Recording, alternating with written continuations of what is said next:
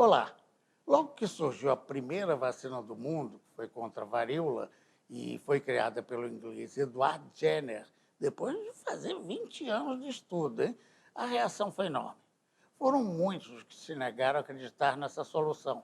Afinal, Jenner tinha se dado conta que as pessoas que ordenhavam as vacas não pegavam a doença, porque conviviam com uma doença de vacas muito semelhante e a varíola ficava exposta praticamente, porque formavam pústulas, né? Verdadeiras feridas no couro das vacas. De 1776 a 1798, um médico se dedicou a testes e estudos. Chegou a inocular o pus de uma mulher doente e um menino de 8 anos. O garoto adoeceu de forma branda e depois tomou várias outras doses sem pegar mais a doença. Pela forma de usar o pus, entende-se a reação da população ao processo. A vacina só chegou ao Brasil em 1804. Mesmo assim, um século depois, a obrigação de vacinar-se acabou acarretando uma revolta no país. Uma história contada em vídeo pela Fiocruz.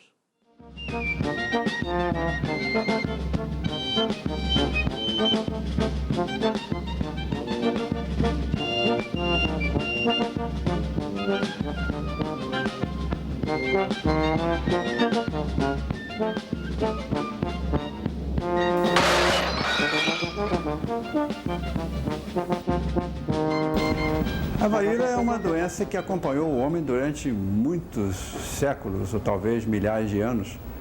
Ela foi relatada em antigas escritas, desde a Índia, das civilizações mais antigas, da China, e foi responsável por muitas mortes, não só naquelas regiões, como também posteriormente na Europa e depois nas Américas. Se diz, por exemplo, que quem conquistou o México não foi Cortés, e sim a varíola, porque ele usou como arma biológica.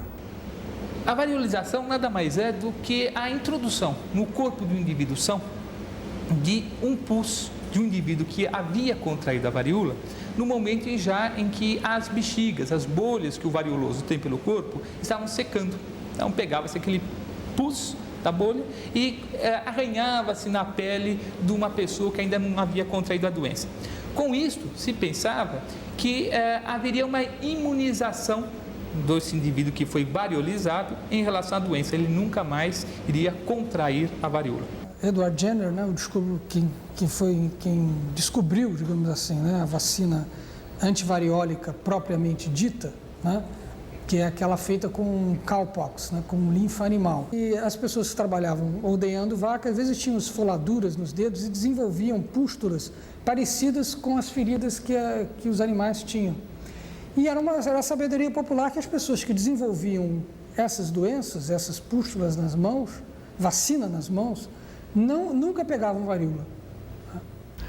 E esse tipo de vacinação, braço a braço, chegou ao Brasil em 1804 e foi trazido pelo Marechal Felisberto Caldeira Bam, Marquês de Barbacena, que trouxe a vacina em braços de escravos de Portugal.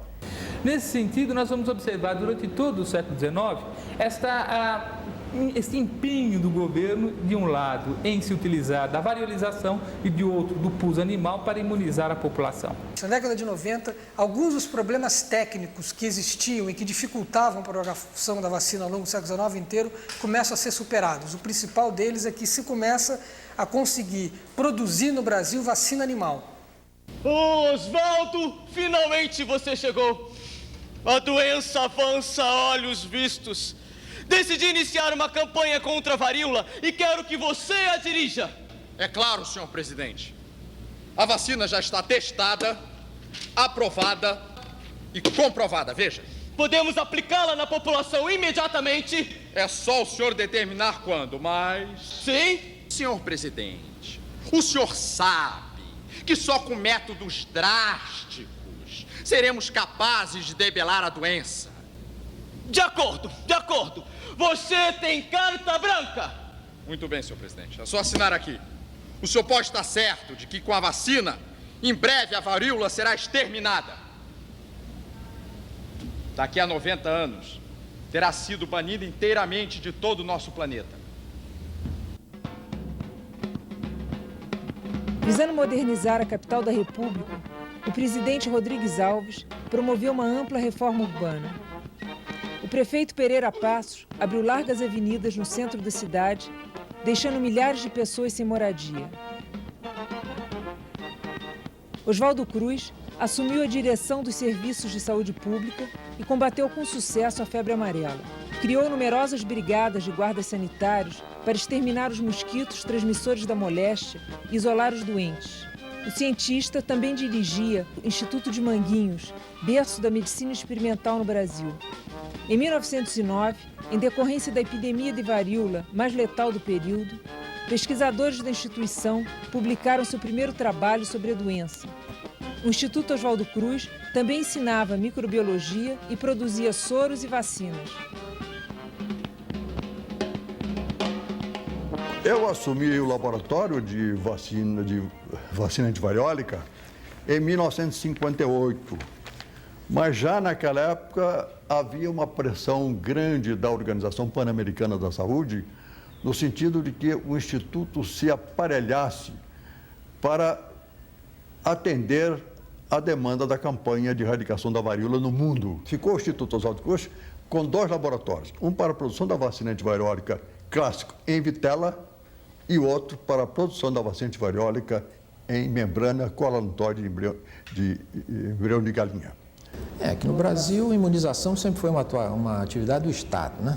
Ao contrário dos Estados Unidos, por exemplo, onde a atividade é basicamente privada. E nós temos problemas de saúde que nós precisamos investir em ciência e tecnologia para descobrir vacina, para controlar os problemas que são nossos, em onde os laboratórios dos países industrializados, obviamente, estão mais voltados aos interesses dos problemas de saúde que são do primeiro mundo. Vai, varíola, voa, varíola, vai, varíola, vai, varíola, voa, varíola, vai, varíola, voa, varíola, vai, varíola, ufa, ufa, ufa. Em 1964, chegaram ao Brasil 2 especialistas do CDC de Atlanta, o Dr. John D. Millar e o Dr. John F. E trouxeram para as primeiras demonstrações aqui no Brasil as pistolas, né? O jet injector. Bom, foi um sucesso, porque com aquela pistola era possível vacinar 2.000 pessoas em 1 hora. Naquela altura, já se tinha consolidado no Brasil o uso da vacina liofilizada, que antigamente se usava uma vacina líquida, era uma vacina em forma de linfa e que era muito sujeita à deterioração por problemas de conservação. Por isso que só se conseguiu a varíola, você não encontra mais o vírus da varíola, porque ele não conseguiu mais encontrar células para se replicar. E a mesma coisa a polio, por enquanto aqui no continente americano, a mesma coisa. Ainda não chegou à erradicação global, mas é por quê? Porque não existe mais células em que o vírus selvagem possa se replicar, porque foi ocupado esse espaço pelo vírus vacinal, Então, essa é a ideia de erradicação. A erradicação quer dizer, etimologicamente, a ideia de cortar pela raiz, né?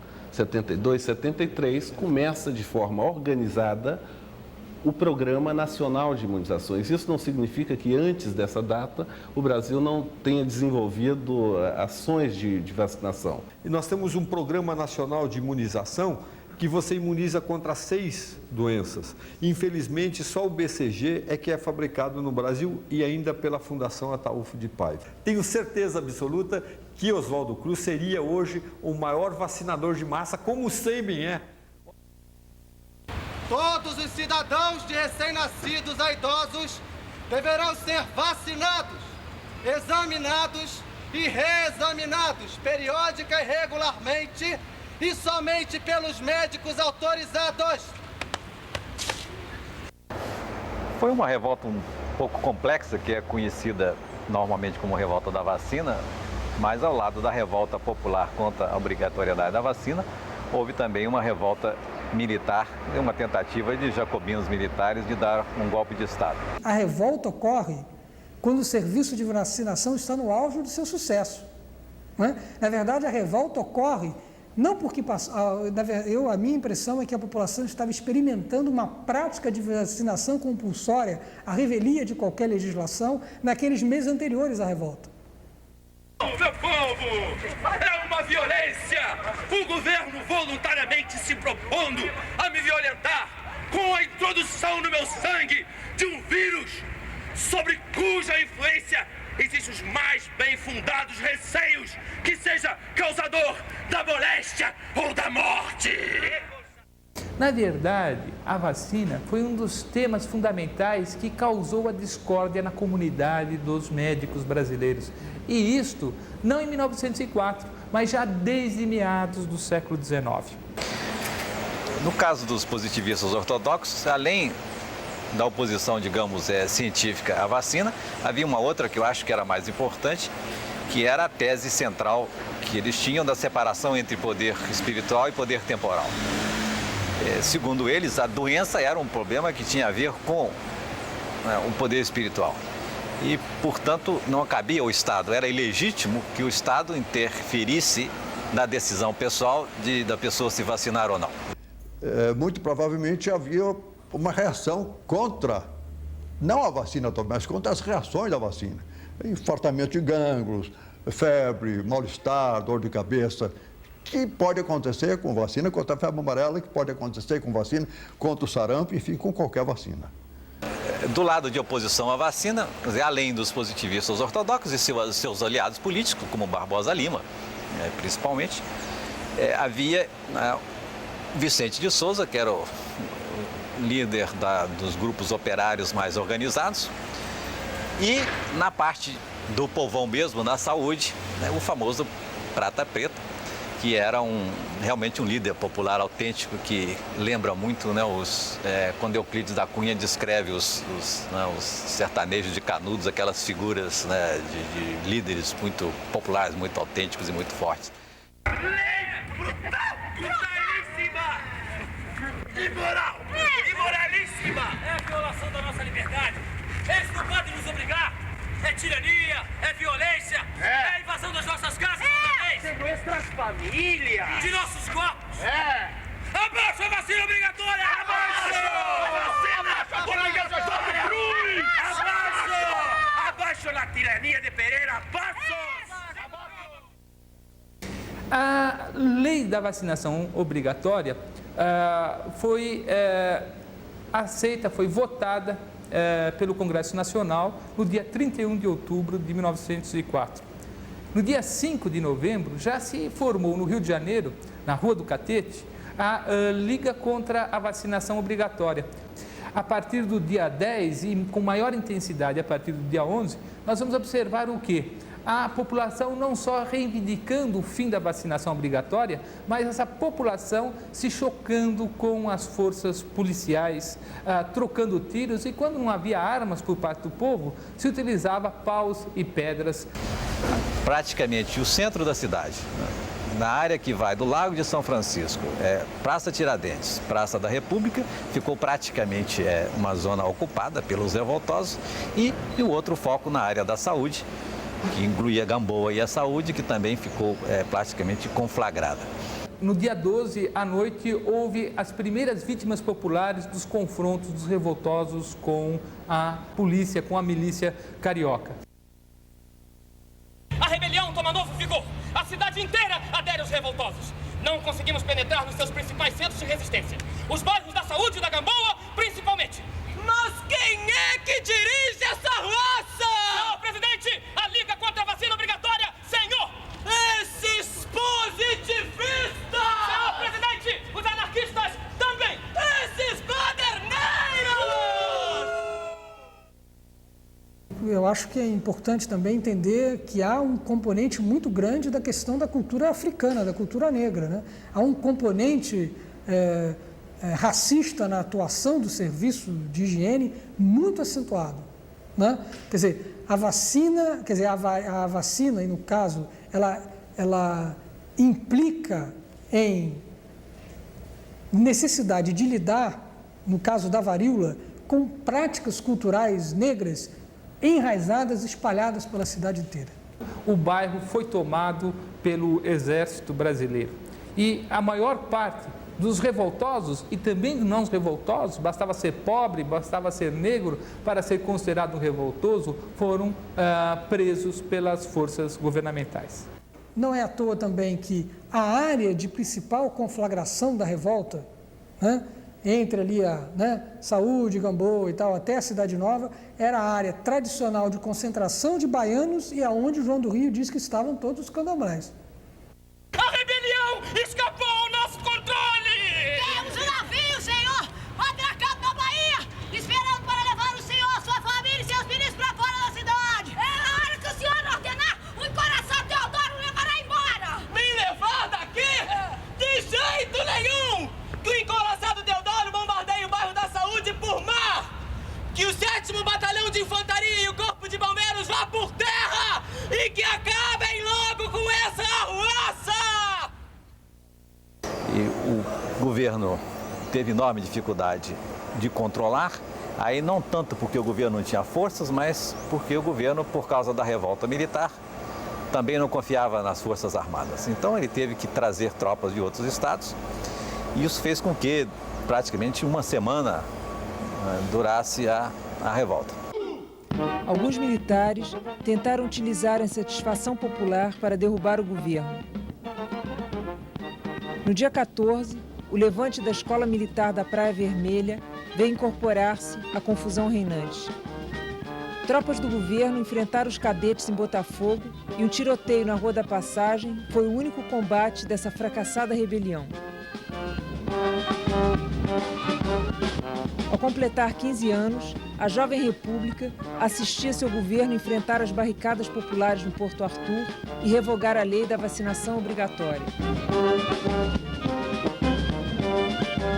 A população viveu por algum tempo a utopia de dominar as ruas, a utopia de invadir as lojas de alimentos e saciar a sua fome, a utopia de ser dona do espaço carioca. Covardes! Covardes! Lá vem bombardeio! A história da revolta da vacina é uma história, na longa duração, para usar o termo, de uma completa impossibilidade de diálogo cultural entre esse serviço de higiene e a população da cidade com suas práticas religiosas e culturais e tal, né? Então, embora a revolta tenha forçado a paralisação da vacinação, que era em princípio uma ação adequada, uma ação boa, uma ação positiva, era o que o governo devia fazer. Mas como havia essa distância entre uma coisa e outra, quer dizer, o governo agiu sem levar em consideração os valores populares, a posição da população, isso de um lado, e que gerou essa reação e que, no entanto, os frutos disso foram muito pequenos, porque daí não se gerou nenhum aumento de participação do lado da população e nenhum aprendizado da parte do governo que se refere à maneira de tratar a população. Na verdade, a grande lição, ou a grande mensagem que a revolta de 1904 nos traz é exatamente isso, que há uma possibilidade, uma grande possibilidade da sociedade intervir nas decisões governamentais.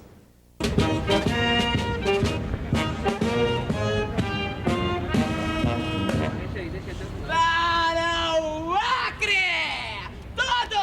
Todos os arruaceiros para o Acre! Que morram entre as cobras e a malária da Amazônia!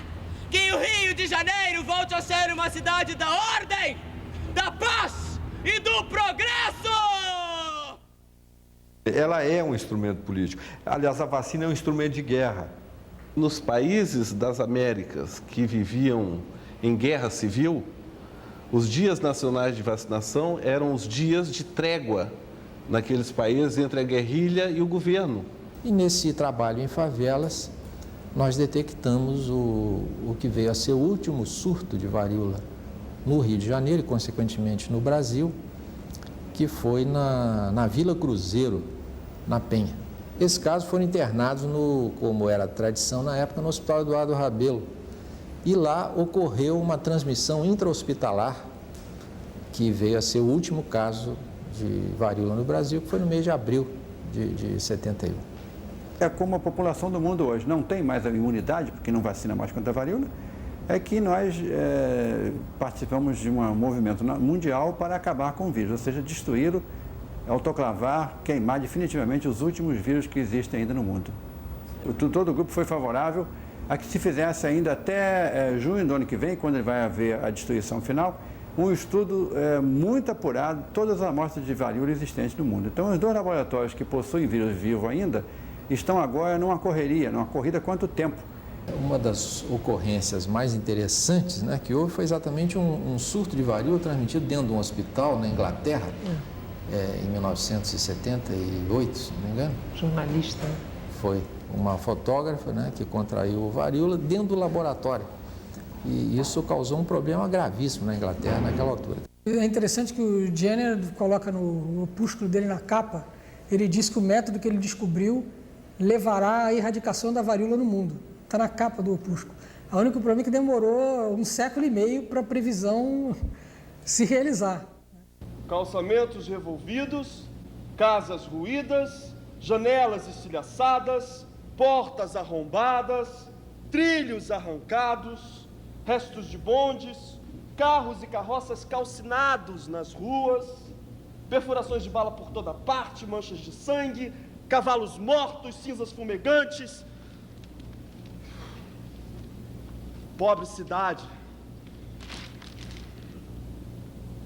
Um número incalculável de mortos e feridos.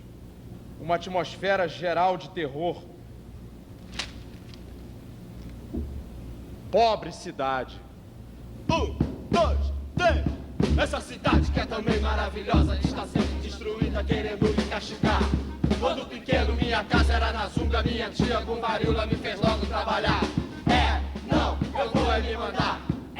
Não, eu vou me mandar. Eu fui servente, fui feiteiro, cascateiro, trabalhei o ano inteiro com salário que não dá. Não dá pra aguentar. Não dá pra aguentar. É praia poluída, tanta rua sem saída, hospital que não atende, um dinheiro que não rende. Tô tentando ser famoso pra poder me arrumar. Tem ladrão por toda parte, uns com ganso, outros com arte, pendurado no arame, eu tento me equilibrar. Não, tão querendo me matar. Não, tão querendo me matar. Passeando pela rua, levei tiro da polícia, fui parar na emergência depois de muito penar. Eu olhando para o lado, via nego estrupiado, tinha fui amedrontado, querendo contaminar. Ai, o Oswaldo Cruz vem me salvar. Ai, o Oswaldo Cruz vem me salvar. Se inventasse uma vacina que agisse na bobina aqui dentro da cachola pra ninguém consertar. Essa cidade que é também maravilhosa, ia ter muita alegria e poder comemorar. De dia, de noite, é hora de dançar. De dia, de noite, é hora de dançar. Essa berroque, minueto, tarantela, dobradinha, caricete, estrogonofe, caviar. Muita cachaça, muito uísque, laranjada pra acabar com a palhaçada e poder movimentar. O rio, a terra, o céu e o mar. O rio, a terra, o céu e o mar. O rio, a terra.